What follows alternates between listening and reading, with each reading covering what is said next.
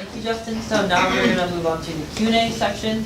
So the first question is, what does it mean to be financially solvent, and how would you help APSA be financially solvent?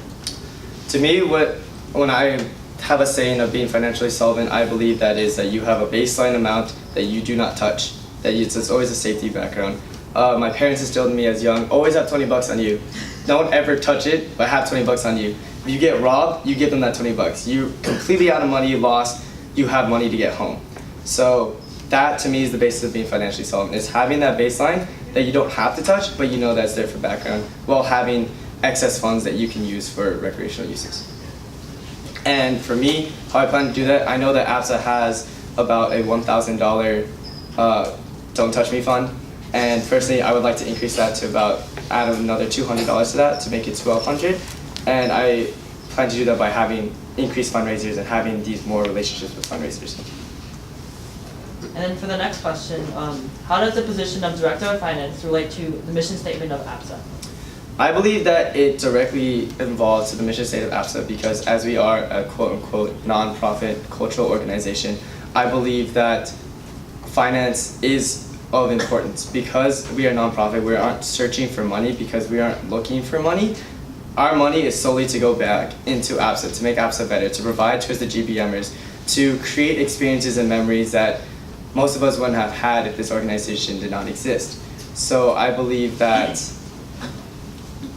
by doing so, that it relates to the mission statement by basically establishing the baseline that funding is important because everything that we put in goes back in. And for the last question, the Director of Finance works closely with associated students. What would you do if a reimbursement gets denied? And how would you establish a better connection with AS so deposits and reimbursement can run more smoothly in the future?